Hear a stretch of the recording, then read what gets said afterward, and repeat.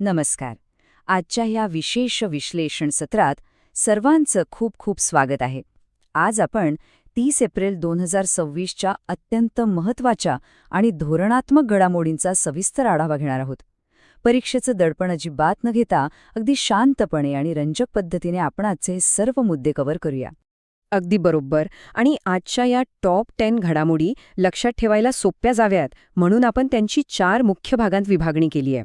पहिला भाग आहे तंत्रज्ञान आणि पायाभूत सुविधा, दुसरा आंतरराष्ट्रीय संबंध आणि सुरक्षा, तिसरा राजकारण आणि प्रशासन आणि चौथा भाग आहे कला व संस्कृती.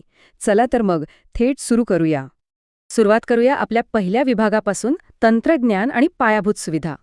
15 अब्ज डॉलर्स. हो, तुम्ही बरोबर ऐकलात. हा खरोखरच थक्क करणारा आकडा आहे. आंध्र प्रदेशचे मुख्यमंत्री एन चंद्रबाबू नायडू यांच्या नेतृत्वाखाली विशाखापट्टणममध्ये देशातील पहिल्या गुगल AI हबची पायाभरणी झाली आहे. आणि 2026 ते 2030 या काळात एवढी प्रचंड गुंतवणूक तिथे अपेक्षित आहे. अमेरिका भारत कनेक्ट उपक्रमाचा भाग असलेल्या या प्रकल्पाचा आवाका खरंच समजून घेण्यासारखा आहे. अदानी कनेक्ट्स आणि एअरटेल नेक्स्ट्रा यांच्या भागीदारीतून इथे 3 AI डेटा सेंटर्स उभी राहणार आहेत, ज्यांची एकूण क्षमता तब्बल 1.1 गिगावॉट असेल. आणि विशेष म्हणजे थर्लुवाडा, अदाव्युरम आणि रामबिल्ली या भागांमध्ये 600 एकर क्षेत्रावर हा प्रकल्प पसरलेला असेल. भौगोलिकदृष्ट्या हे संदर्भ नक्की लक्षात ठेवा. आता येऊया महाराष्ट्रातल्या एका अफाट अभियांत्रिकी चमत्काराकडे. महाराष्ट्र दिनाच्या मुहूर्तावर मुंबई-पुणे एक्सप्रेसवेवरील मिसिंग लिंक प्रकल्पाचं लोकार्पण होत आहे. यातला 23.5 मीटर रुंदीचा बोगदा हा जगातील सर्वात रुंद बोगदा म्हणून गिनीज बुकमध्ये नोंदवला गेलाय, जो चक्क लोणावळा तलावाच्या 180 मीटर खालून जातो. याशिवाय भारतातील सर्वात उंच रस्ता पूलही याच प्रकल्पाचा भाग आहे. राज्याच्या पायाभूत सुविधांचा अभ्यास करताना हे मुद्दे खूप महत्त्वाचे ठरतात. आपला पुढचा विभाग आहे आंतरराष्ट्रीय संबंध आणि राष्ट्रीय सुरक्षा. UAEने म्हणजेच संयुक्त अरब अमिरातीने ओपेक आणि ओपेक प्लसमधून बाहेर पडण्याचा एक ऐतिहासिक निर्णय नुकताच जाहीर केलाय. इराणसोबतच्या युद्धामुळे आधीच जागतिक ऊर्जा संकट उभं राहिलंय आणि त्यात प्रादेशिक मित्रराष्ट्रांसोबतच्या मतभेदांमुळे हा मोठा निर्णय घेण्यात आलाय. आता या सगळ्याचा जागतिक इंधनाच्या किमतींवर नेमका काय परिणाम होईल हे आपल्याला परीक्षेच्या दृष्टिकोनातून समजून घेणं अत्यंत आवश्यक आहे. आता यातली सर्वात लक्षवेधी गोष्ट म्हणजे भारताचे परराष्ट्र मंत्री डॉक्टर एस जयशंकर आणि इक्वाडोरच्या संरक्षण मंत्री गॅब्रिएला सॉमरफेल्ड यांच्यातील बैठक. ही चर्चा फक्त व्यापार किंवा फार्मा क्षेत्रापुरती मर्यादित राहिलेली नाहीये. इक्वाडोर आता ISRO, solar alliance, international big cat alliance आणि CDRIमध्येही सहभागी झाला आहे. भारताच्या ग्लोबल साऊथ आउटरीचचं हे किती उत्तम उदाहरण आहे नाही का? सेल्फ रॅडिकलायझेशन म्हणजेच स्वतःहून कट्टरपंथी बनणं. मीरा रोडच्या घटनेच्या पार्श्वभूमीवर मुख्यमंत्र्यांनी हा शब्द वापरला होता.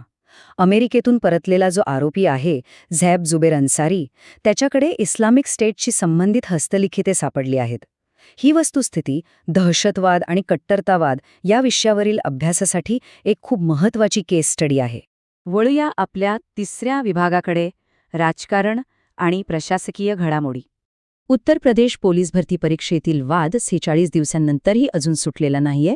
एका प्रश्नासाठी संधीनुसार बदलणारा म्हणजेच अवसरवादी हा पर्याय अपेक्षित होता, पण तिथे छापून आलंय पंडित, ज्यामुळे मोठा वाद निर्माण झालाय.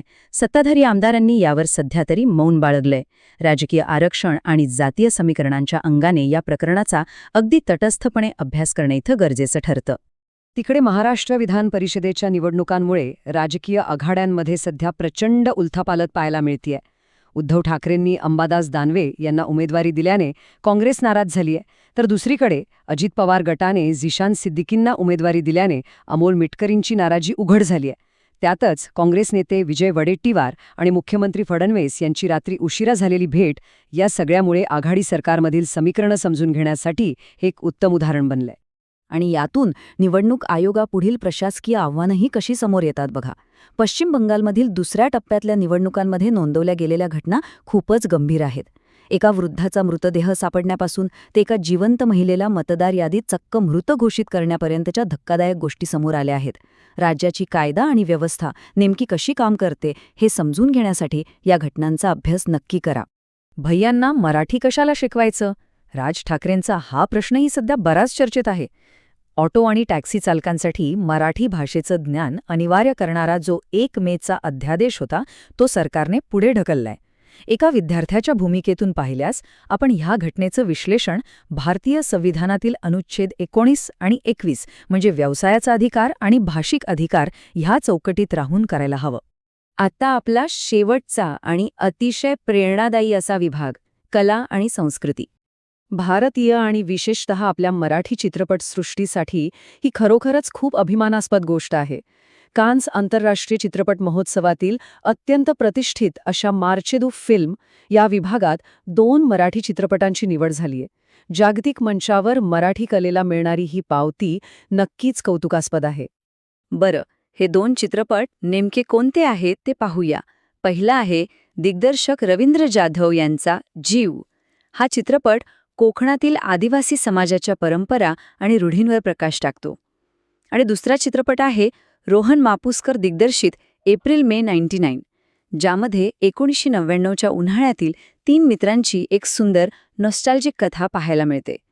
सांस्कृतिक वारसा या घटकाचा अभ्यास करताना ही नावे आपण नक्की लक्षात ठेवायला हवीत. आजच्या या संपूर्ण विश्लेषणाच्या शेवटी एका महत्त्वाच्या प्रश्नावर आपण सर्वांनी विचार करायला हवा. मोठ्या प्रमाणावरील स्थानिक पायाभूत सुविधांचा विकास आणि जागतिक ऊर्जा क्षेत्रातील बदल हे दोन्ही घटक मिळून भारताच्या आर्थिक भविष्यावर नेमका कसा परिणाम करतील. आज आपण जे जे पाहिलं ते सर्व एका अर्थाने याच प्रश्नाशी जोडलेलं आहे. यावर नक्की विचार करा आणि आगामी परीक्षांसाठी स्वतःची वैचारिक बैठक अधिक मजबूत करा. आजच्या या सत्रात सहभागी झाल्याबद्दल खूप खूप धन्यवाद.